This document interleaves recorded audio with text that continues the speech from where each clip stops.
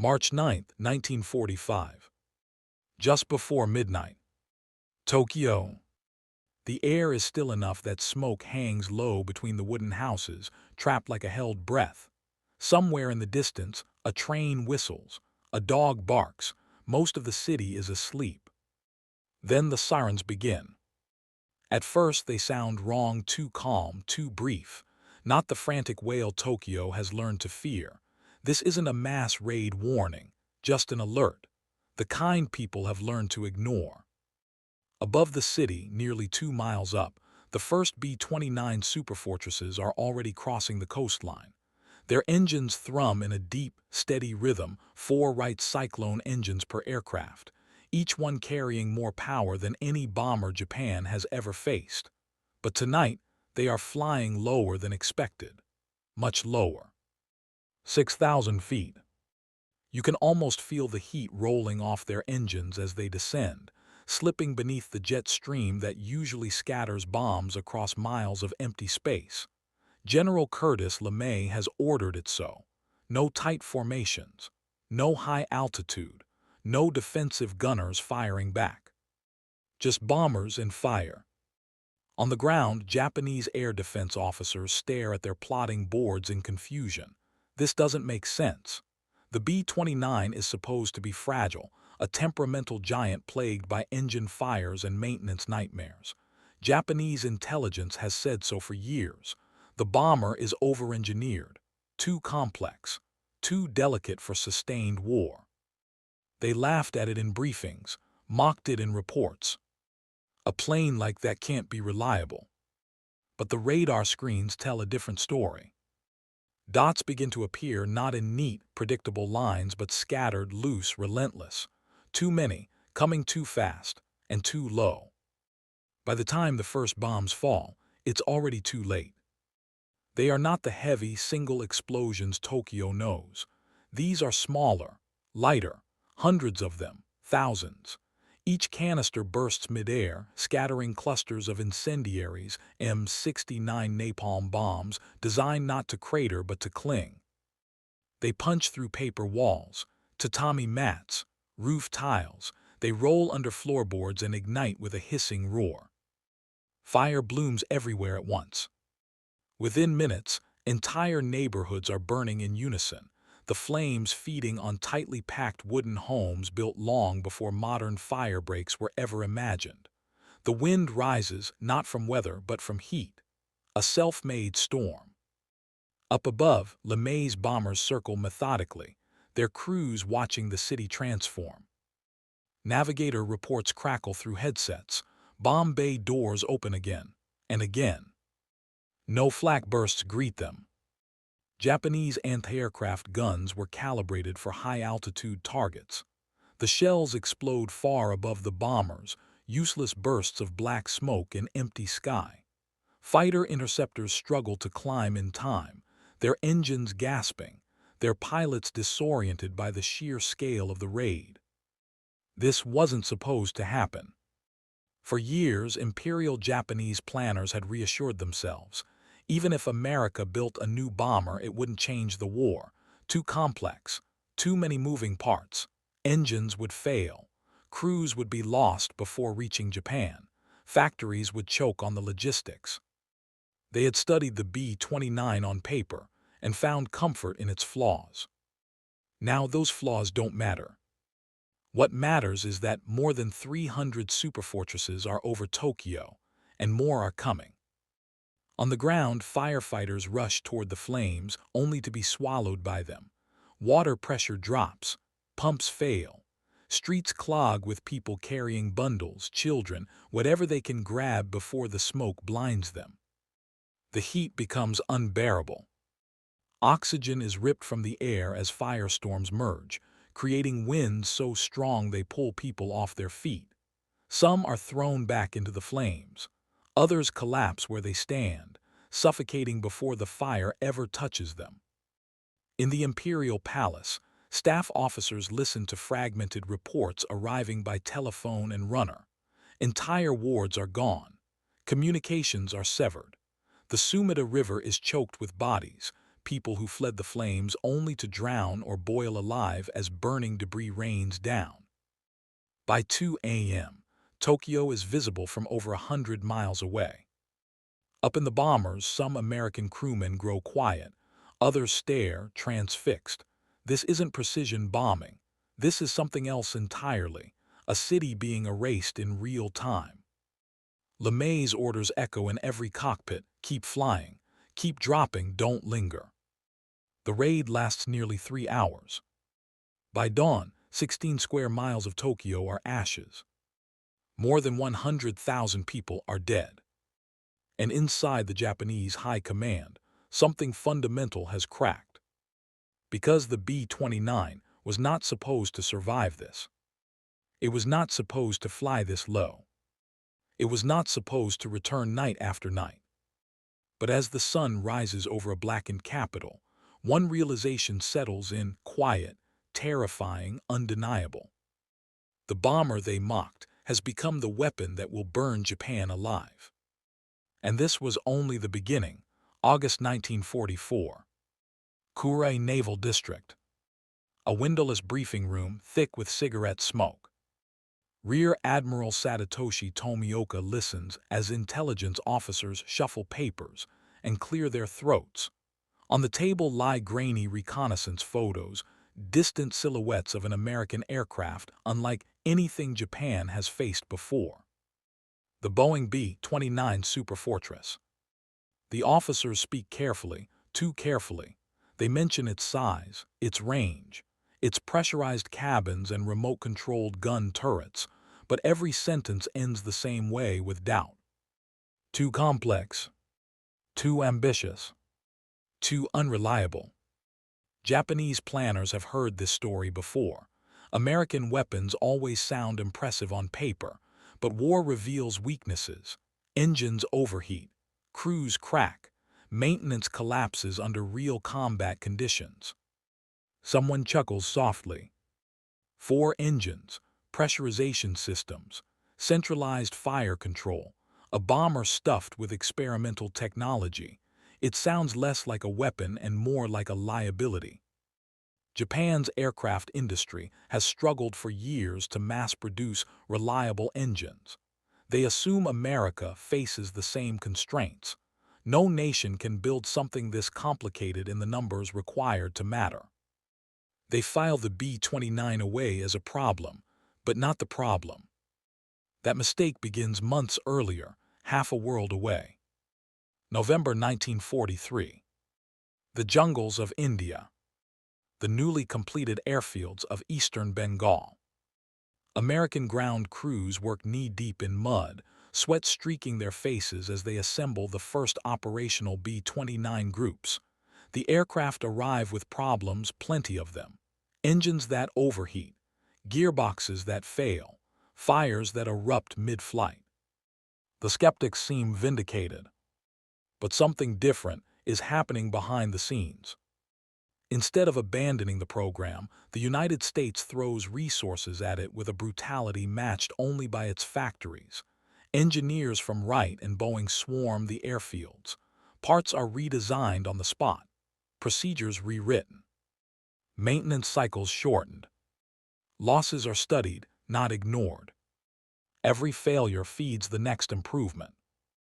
By early 1944, B-29s begin striking targets in China and Southeast Asia. The missions are difficult, inefficient, costly, but each sortie teaches the Americans something about fuel flow, engine cooling, bomb dispersion. Meanwhile, Japanese intelligence watches from afar, unimpressed. The raids are scattered, the damage limited. The bomber still looks fragile. Then comes Saipan. July 1944. U.S. Marines storm ashore under naval gunfire. By August, the island is secured.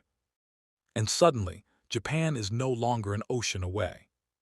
Saipan, Tinian, and Guam become floating airbases, unsinkable aircraft carriers from which B-29s can reach the home islands directly.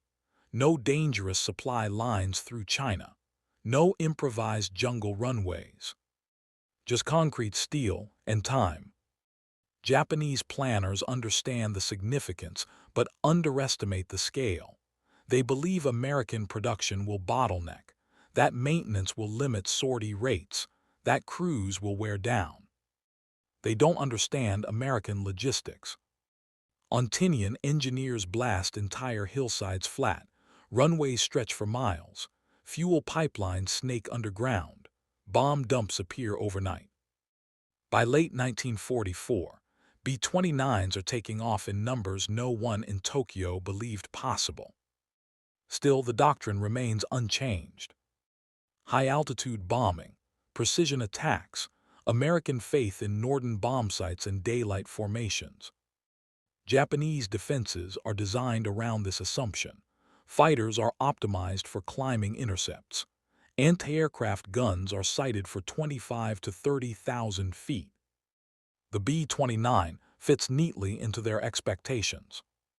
And then Curtis LeMay arrives. January 1945.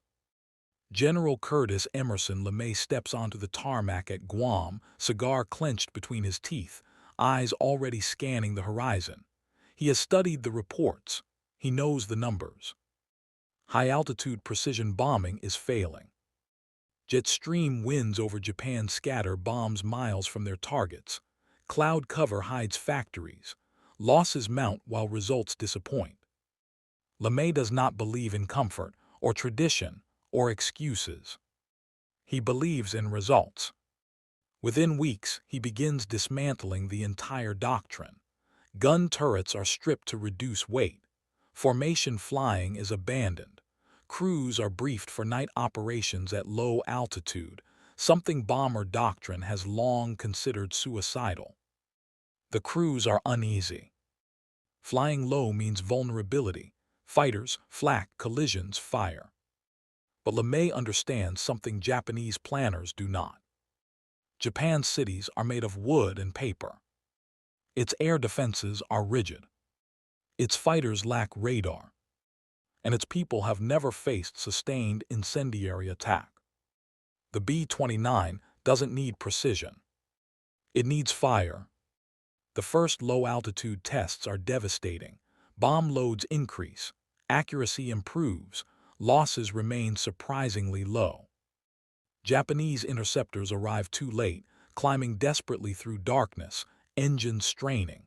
Flak bursts harmlessly overhead. The bomber that was supposed to be delicate is suddenly unstoppable. Still in Tokyo, disbelief lingers. Surely this is temporary. Surely America can't sustain this pace. Surely the B-29 will break under the strain. Then March 9th comes, and the assumptions burn.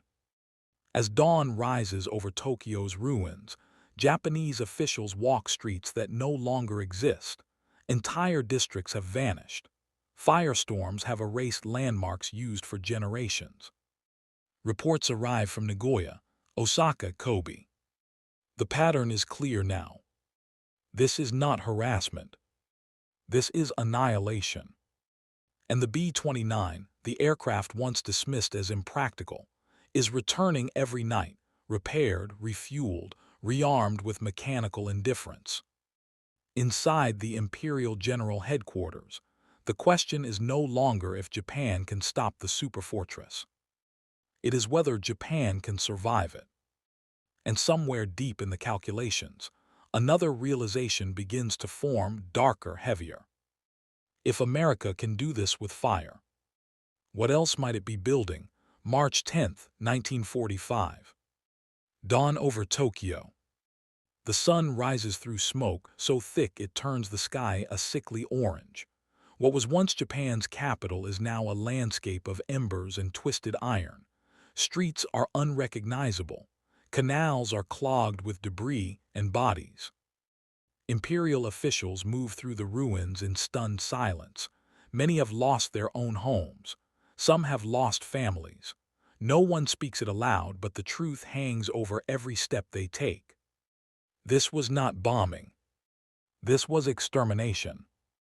Inside the Imperial General Headquarters, emergency meetings stretch through the morning. Reports arrive in fragments, casualty estimates climbing by the hour. infrastructure damage beyond calculation, over 40,000 buildings destroyed, industrial workshops burned alongside homes, entire labor districts erased. Japan had endured air raids before: Chongqing, Manila, even the Doolittle raid in 1942. This was different. This was systematic. The B-29s hadn't come seeking factories or rail yards. They had come for the city itself, its people, its density, its vulnerability. For the first time, Japanese planners confront the uncomfortable reality. Their air defense doctrine is obsolete. The Army Air Force blames the Navy. The Navy blames the Army. Both blame shortages. Fighter pilots report seeing the bombers too late, silhouettes already sliding away into darkness.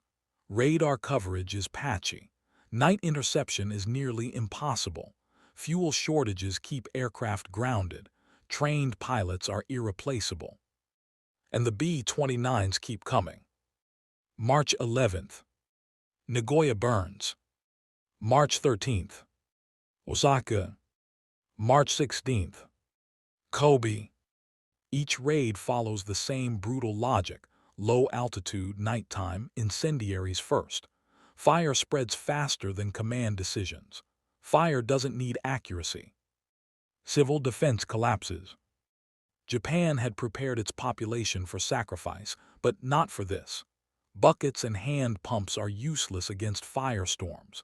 Neighborhood fire brigades vanish in minutes.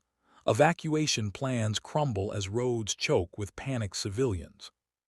Survivors speak of winds that screamed like living things, of mothers losing grip on children as air itself dragged them toward the flames, of rivers that boiled. American bomber crews hear these stories only later, if at all. At the time, they see something else. Efficiency. Mission reports show unprecedented success rates. Bomb tonnage delivered precisely where intended. Losses remain low. The B-29, once plagued by mechanical failures, now performs with industrial reliability. LeMay doubles down. In Washington, the results are impossible to ignore. Strategic bombing surveys begin using words never printed before: decisive, crippling, irreversible. Japan's war economy starts to unravel. Small workshops scattered through residential districts, the backbone of Japanese manufacturing, vanish overnight. Bearings, wiring, subassemblies, gone. You can't replace what no longer exists. Inside Japan's leadership, desperation takes hold. Some argue for reinforcing air defenses. Others demand mass production of new interceptors like the Nakajima Ki-84 Hayate. But factories are burning faster than they can be rebuilt. Fuel reserves shrink daily. Skilled laborers are dead, injured, or homeless. Even as plans are drawn, the bombs erase them. And then comes the most frightening realization of all. The Americans are not tired. Their crews rotate. Their planes return. Their factories, thousands of miles away, are untouched. Every B-29 lost is replaced. Every airfield damaged is repaired overnight. Japan, by contrast, bleeds without relief. In private, some officers begin to ask forbidden questions. How long can this continue? What happens when there are no cities left to burn? Rumors begin to circulate, whispers carried by diplomats, fragments of intercepted messages. America is working on something else. A new weapon. A single bomb. Unimaginable power. Most dismiss it as propaganda, a psychological trick. After all, what could be worse than this? But the fire raids have changed the calculus. If America can incinerate a city in hours with conventional bombs, what restraint would it show with something more powerful? By May 1945, Japan's leadership faces a grim arithmetic. The homeland is indefensible. The population is exposed. And the superfortress is untouchable. Even so, surrender remains unthinkable. The emperor's name, the nation's honor, the fear of occupation. Instead, plans are made for the inevitable invasion, Ketsugo, a final battle on the beaches that will bleed America white. But as generals prepare maps and speeches, the sky tells a different story. On June nights, B-29 still drone overhead. On July nights, cities still burn. And every raid delivers the same message, louder than any leaflet. Japan is no longer fighting for victory. It is fighting for time. Time it does not have. Because somewhere beyond the horizon, beyond the reach of flak and fighters, America is preparing to end the war in a way no one in Tokyo fully understands. Not yet, July 1945. Imperial General Headquarters, Tokyo. The walls still bear scars from earlier raids, windows boarded, lights dimmed, maps updated daily with red circles marking cities that no longer exist. Each new report lands heavier than the last. Tokyo, Osaka, Nagoya, Kobe, Yokohama. Ash. The B-29 campaign has not slowed. If anything, it has become routine. Superfortresses arrive with mechanical regularity, their crews seasoned, their routes refined. What once shocked now numbs. Inside the conference rooms, Japan's senior leadership argues in circles. The Army insists the decisive battle will be on the beaches. The Navy knows it cannot stop the bombers. The Air Staff quietly admits there are no trained pilots left. Fuel stocks are measured in weeks. Radar stations are blind. Factories that survive one raid vanish in the next. The math is brutal. Even if every American landing craft is destroyed, the cities will still burn. And then on July 16th, halfway around the world, something changes forever. Alamogordo, New Mexico. 5:29 a.m. A desert flashes brighter than the sun. A fireball climbs into the sky, turning sand into glass. The first atomic bomb detonates successfully. Within hours, coded messages race across the Pacific. In Washington, the implications are immediately understood. The firebombing has already broken Japan's cities. The atomic bomb promises something else, finality. Japan, however, knows nothing of this yet. What it knows is that the B-29s are now dropping leaflets. They flutter down over ruins, over refugee camps, over fields where survivors dig for food. The message is blunt. More destruction is coming. Cities are listed by name. Some civilians flee. Others have nowhere left to go. The Japanese government dismisses the warnings publicly. Privately, fear grows. On August 6, 1945, that fear becomes reality. Hiroshima. At 8:15 a.m., a single B-29 Enola Gay releases one bomb. No firestorm buildup, no waves, no warning. In seconds, the city ceases to exist. 3 days later, Nagasaki follows. The B-29, once mocked as unreliable and impractical, has delivered the most decisive blows in human history. Inside the imperial palace, Emperor Hirohito listens as ministers finally accept what air raid sirens have been saying for months. There is no defense. There is no counter. There is no victory left. The same aircraft Japanese planners once dismissed has become the symbol of unavoidable defeat, first with fire, then with something far worse. On August 15th, Hirohito addresses the nation. His voice is calm, controlled, measured. He speaks of enduring the unendurable. For millions of Japanese civilians, the war has already done that. For the men who once laughed at the B-29, the realization is complete. It was never too complex, never too fragile, never impractical. It was simply built by a nation that knew how to turn ideas into machines, and machines into inevitability. The Superfortress did not just burn Tokyo. It ended the war.